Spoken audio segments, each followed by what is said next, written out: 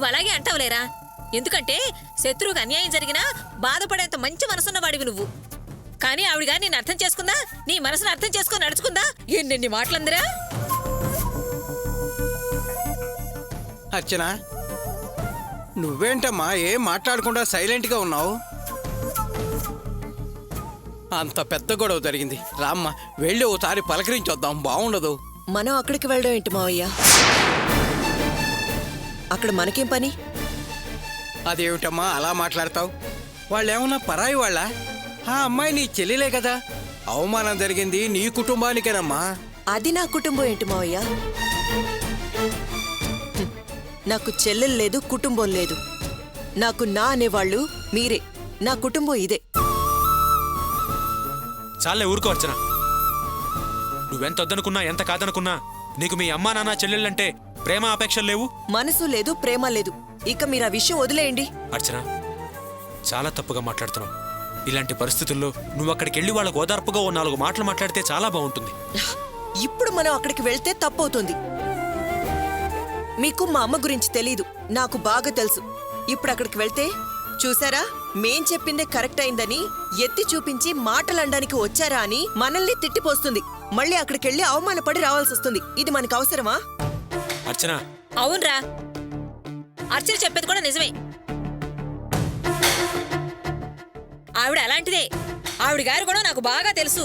తప్పు తన మీదున్నా ఎదుటి వాళ్ళను తప్పు బట్టి ఎదురు మాట్లాడే మనిషి ఆవిడ. అర్చన వద్దంటున్నప్పుడు పనిగట్టుకుని వెళ్ళి అవమానపడి రావాల్సిన అవసరం నీకేంట్రా? వదిలే. అర్చన, నిజం చెప్పు.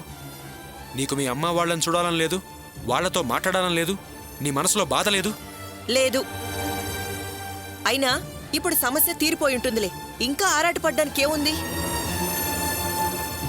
అయినా మీరేం తప్పు చేయలేదని ఇప్పుడు వాళ్ళకి అర్థమై ఉంటుందిలే. అనవసరంగా ఇంటికొచ్చి గొడవ చేశానని తెలుసుకొని ఉంటుంది. వదిలేయండి.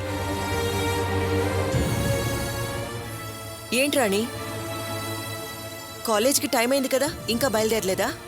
నేనింక కాలేజ్కి వెళ్ళదలుచుకోలేదు వదినా. అదేంట్రాణి, ఇంట్లో జరిగిన దాన్ని బట్టి ఇలాంటి నిర్ణయం తీసుకున్నావా? లేదు వదినా, కాలేజీలో ఫ్రెండ్స్ అంతా నన్ను హేళన చేసి మాట్లాడుతున్నారు. నాకు చాలా అవమానంగా ఉంటుంది. అంతేకాకుండా నాకు ఎలాగూ పెళ్లి సంబంధాలు చూస్తున్నారు కదా. ఇంకా చదివి నేను చేసేదేముంది? అందుకే ఇంట్లోనే ఉండిపోదాం అనుకుంటున్నాను. అదేంటమ్మా అలా అంటావు? నువ్వు బాగా చదువుకుని గోల్డ్ మెడల్ సాధించాలి. నేను మీ అత్తగారింటికి బంగారంతో పంపించలేకపోయినా కనీసం గోల్డ్ మెడల్తోనైనా పంపిద్దాం అనుకున్నానమ్మా. నా మాట విని కాలేజీకి వెళ్ళమ్మా. వద్దు గోపి, దాన్ని బలవంతం చేయకు. ప్రియ కూడా కాలేజీ అంటూ వెళ్ళింది. చివరికి ఏమైంది? వీళ్ళు బాగానే ఉంటారు, కానీ అబ్బాయిలే వీళ్ళ వెంటపడి వేధిస్తుంటారు. అందుకే దీని ఇంట్లోనే ఉండని. అదేంటమ్మా అలా మాట్లాడతావు? మన రాణి గురించి నీకు తెలీదా? అదెప్పుడూ అలాంటి పనులు చేయదు. అమ్మ రాణి, నువ్వింకేం ఆలోచించకు. నిన్నెవరు హేళన చేసినా ఆ విషయాలే మనసులో పెట్టుకోవద్దు. నువ్వు బాగా చదువుకోవాలి. ముందు కాలేజీకి బయలుదేరు. వద్దులే అన్నయ్య, ఎందుకు మీ అందరికీ సందేహం? ఏంటి సందేహమా? అర్థం కాలేదా? రాణి కాలేజ్కి వెళ్తే అక్కడ ఆకాష్ ఉంటాడు, మనకి సందేహం వస్తుందని అంటుంది. రాణి, నేనెప్పుడు నిన్ను అనుమానించలేదమ్మా, అనుమానించను కూడా. ఏమ్మా, నిన్న నాతో నువ్వేమన్నావు? అన్నీ మర్చిపోయానన్నయ్యా, బాగా చదువుకుంటాను అన్నావుగా. అందుకే చెప్తున్నాను, నువ్వు ముందు కాలేజీకి వెళ్ళి బాగా చదువుకో. చదువు మీదే శ్రద్ధ పెట్టు. ఈ విషయాల గురించి ఆలోచించకు. ఏ విషయంలోనూ భయపడకు. అర్థమైందా? ముందు కాలేజీకి బయలుదేరు.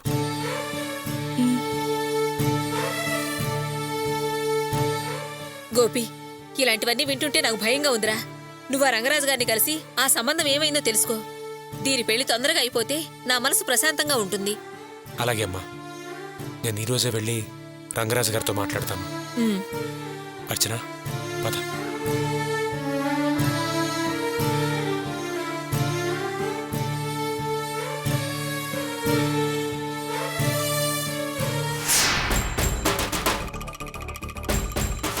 నువ్వు మహాపాపానికి ఓడిగడుతున్నావురా. తప్పురా, చాలా తప్పు.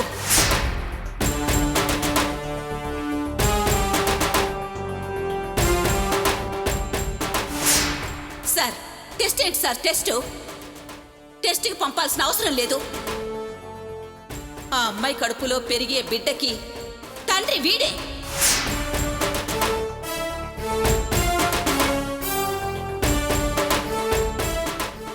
ఒరేయ్, నువ్వు అటువంటి పాపానికి ఒడిగెడితే ఆ పిల్ల ఉసిరి నిన్ను ఊరికి వదలదురా. అంతేకాదు, నువ్వు చేసిన తప్పుకి శిక్షగా నువ్వు జైలు నుంచి వచ్చేసరికి నన్ను ప్రాణాలతో చూడవు.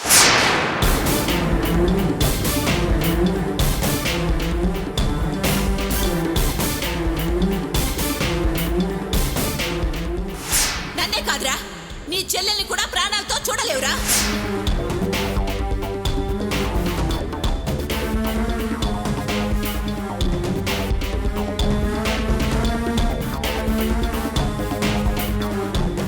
అమ్మా, నేను రెడీ అయ్యాను.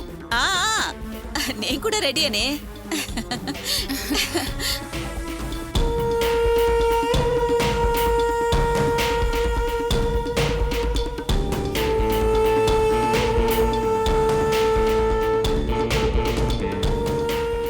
ఏంటన్నయ్యా, నేను అమ్మ సంతోషంగా రెడీ అయిపోయాం. పెళ్లి కొడుకువి, నువ్వేంటి అలా మొహం పెట్టుకుని కూర్చున్నావు? ఈ పెళ్లి మీకు సంతోషంగా ఉండొచ్చు, కానీ నాకు ఇది చావుతో సమానం. ఏమాత్రం సంతోషంగా లేదు కదా, చాలా బాధగా ఉంది. ఆ పాడు మొహాన్ని పెళ్లి చేసుకోవటం కన్నా నేను జైలుకి వెళ్ళటమే బెటర్. నువ్వేనమ్మా అనవసరంగా చచ్చిపోతానని బెదిరించి బ్లాక్మెయిల్ చేసావు. రేయ్, నేనేమన్నా ప్రియని పెళ్లి చేసుకుని దాంతోనే కాపురం వెలగబెట్టమంటున్నానా? దాని మెళ్ళో తాళి కట్టి దాన్ని ఇంట్లో పడేసి నీ ఇష్ట ప్రకారం నువ్వు తిరగరా. నేనేమైనా కండిషన్స్ పెడుతున్నానా? నీ ఇష్టాన్ని ఎవరు కాదంటారా? అమ్మా, నువ్వేనా ఇలా మాట్లాడేది? చాలా ఆశ్చర్యంగా ఉందమ్మా. అక్కడ పోలీసుల ముందు పాపన్రా, ఆ అమ్మాయి పాపం నిన్ను ఊరికి వదిలిపెట్టదురా, నువ్వు అన్ని విధాలా మట్టి కొట్టుకుపోతావురా, అనాథమైపోతావురా, మేం చచ్చి మా దారి మేం చూసుకుంటే నాన్న వాళ్ళు లేక నువ్వు ఒంటరివాడివైపోతావురా అని గొప్ప గొప్ప సెంటిమెంట్ డైలాగులు మాట్లాడి ఇప్పుడేంటమ్మా అంతా తలకిందులుగా మాట్లాడుతున్నావు? నా దారిని నన్ను ఎంజాయ్ చేయమంటున్నావు? అయ్యో, నన్ను కన్ఫ్యూజ్ చేస్తున్నావేం తల్లి? అప్పుడక్కడ ఆ వరలక్ష్మి కుటుంబాన్ని నమ్మించడానికి, నిన్ను పెళ్లి కొప్పించడానికి అలా మాట్లాడన్రా. నేనలా మాట్లాడకపోతే నువ్వు పెళ్లి కొప్పుకోవు, అప్పుడు జైలుకెళ్తావు. నువ్వు జైలుకి వెళ్లకుండా ఉండాలని, నిన్ను కాపాడుకోవడానికి, జయంతి సంసారం కాపాడ్డానికి అలా మాట్లాడన్రా. అంతేకాదురా, ఆ వరలక్ష్మి మీద పగ తీర్చుకోవాలంటే నువ్వా ప్రియని పెళ్లి చేసుకోవాలి. అవునన్నయ్యా, నువ్వెవరిని పెళ్లి చేసుకున్నా జాగ్రత్తగా ఉండలేవు. నువ్వు ప్రియమిళ్ళలో తాళి కట్టి దాన్ని తీసుకొచ్చి ఇంట్లో బంధించావనుకో, ఆ తర్వాత పైలా పచ్చీస్గా నువ్వు హాయిగా తిరగొచ్చన్నయ్యా. నువ్వు దాన్ని బాధ పెట్టినప్పుడల్లా అది ఏడుస్తూ వచ్చి మా అత్త ముందు నిలబడుతుంది. అది చూసి అది ఎడవా ఇది ఎడవా, జీవితాంతో నేను ఆ సీన్ చూస్తూ ఎంజాయ్ చేయొచ్చన్నయ్యా. అమ్మ ఆనందించొచ్చు. పైగా మా అత్తను గుప్పెట్లో పెట్టుకుని అవసరం వచ్చినప్పుడల్లా వాళ్ళని ఏడిపించొచ్చన్నయ్యా. అందుకే ఈ పెళ్లి ఉత్తుత్తి పెళ్ళన్నయ్యా. మనల్ని జైలుకి పంపించిన ఆ వరలక్ష్మి ప్రశాంతంగా ఉండకూడదురా. అది జీవితకాలం కన్నీళ్లు కారుస్తూనే ఉండాలి. అది ఏడుస్తూ ఏడుస్తూనే చావాలి. దాని ఆత్మ కూడా ఏడుస్తూనే ఉండాలిరా. అందుకే ఈ పాత మొహాన్ని కొత్త చింతామణిలా చిరునవ్వుతో ఉంచాన్రా. రే, పదరా వెళదాం. అవునన్నయ్యా, పైగా ఈరోజు మనం వస్తున్నామని ఫోన్ చేసి కూడా చెప్పాను. అంతా వెయిట్ చేస్తుంటారు. పదన్నయ్యా వెళ్దాం. పదండి వెళ్దాం.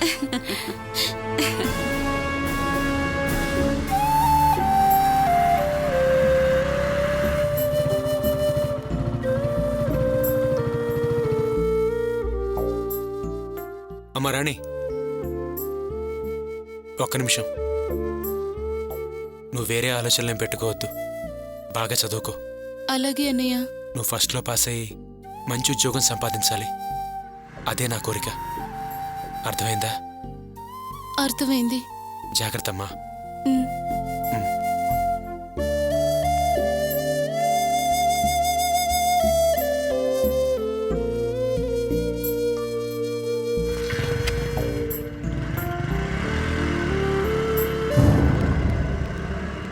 ఏ రాణి, ఆగవే. నువ్వు మాకో సాయం చేయాలి. చేస్తావా? ప్లీజ్ రాణి. ఆకాష్ చదువు మానేసి కాలేజ్ వదిలేసి వెళ్ళాలనుకుంటున్నాడు. మేమెంత కన్విన్స్ చేసినా వాడు వినడం లేదు. చాలా పట్టుదలగా ఉన్నాడు. నువ్వు చెప్తేనే వాడు వింటాడు. ప్లీజ్ నువ్వెలాగైనా వాడు నిర్ణయం మార్చుకునేలా చెయ్యి. అవును రాణి, వాడిని ఎలాగైనా కన్విన్స్ చేసి కనీసం డిగ్రీ అయినా పూర్తి చేయమని చెప్పు. నేనెలా వాడి దగ్గరికి వెళ్ళి ఈ విషయం మాట్లాడగలను? ఈ మాత్రం కూడా చేయలేవా నువ్వు?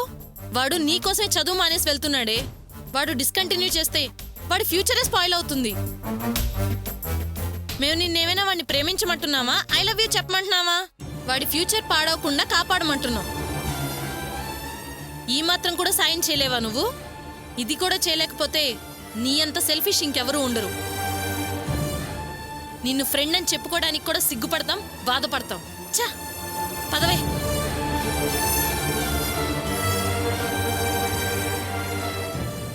నువ్వు వేరే ఆలోచనలు పెట్టుకోవద్దు.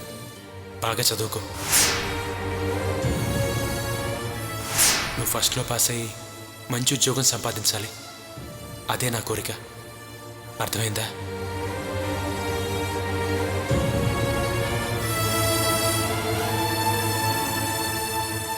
ఆకాష్,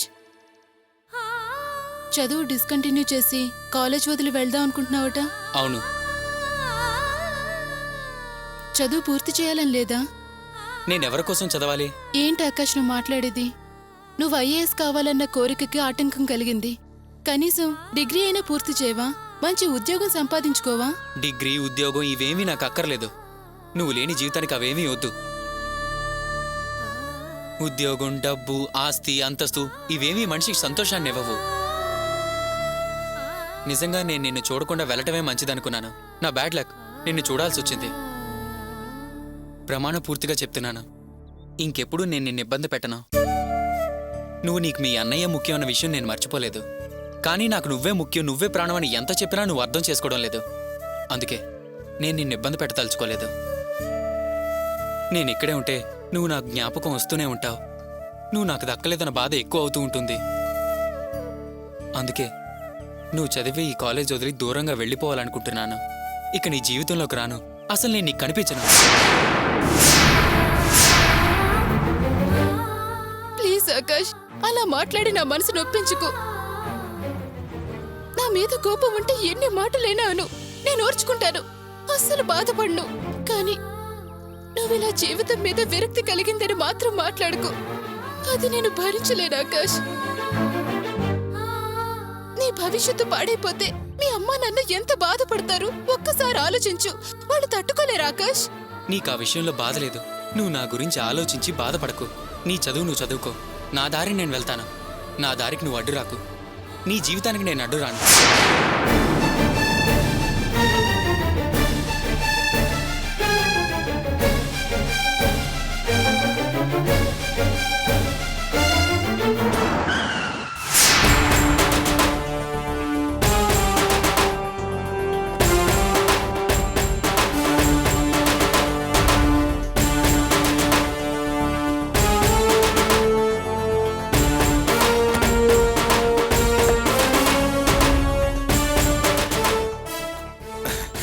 వరలక్ష్మి, రే వినోద్, వాళ్ళంతా వచ్చేసారా? రండి.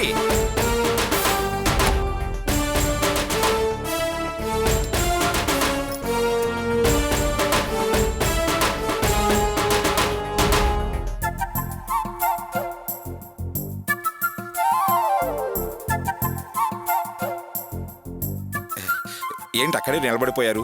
లోపలికి రండి.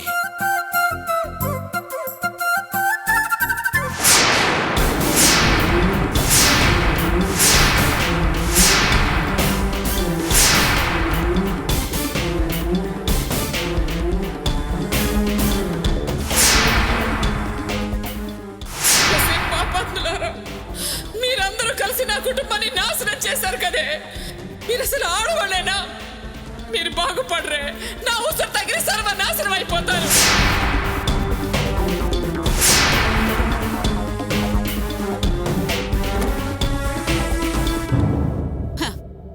రండి రండి అని పిలుస్తున్నారు, కానీ మీ ఆవిడ ఎందుకొచ్చారన్నట్టు చూస్తుంది. మేము రావడం ఆవిడకి ఇష్టం లేదంటే చెప్పండి, ఇట్నుంచి ఇటే వెళ్ళిపోతాం. వరలక్ష్మి, ఏంటి ఆలోచిస్తున్నావు? లోపలికి రమ్మని పిలువు. రండి. ఏమండి అల్లుడు గారు, నన్ను నా కొడుకును మాత్రమే రమ్మంటారా, లేక నా కూతురు కూడా రావచ్చా? మా అమ్మాయిని మీ ఇంటికి కోడలుగా చేసుకోవడానికి వచ్చిన తర్వాత మీ అమ్మాయిని మా ఇంటికి రావద్దని ఎలా అంటామండి? రండి.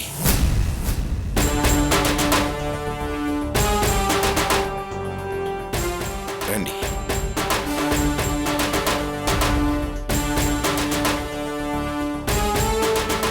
రండి రండి, కూర్చో బాబు, కూర్చోండి. ప్రియా, అందరికీ కాఫీలు పట్టరామ్మా? ఆ, ఆగమ్మా, ఇప్పుడేమీ వద్దు. ఏంటండి మీరు, మేమేదో కొత్తగా అమ్మాయిని చూడ్డానికి వచ్చినట్టు కాఫీలు తీసుకురమ్మని అమ్మాయికి పురమాయిస్తున్నారు? నిజానికి వాళ్ళ శోభనం కూడా అయిపోయింది.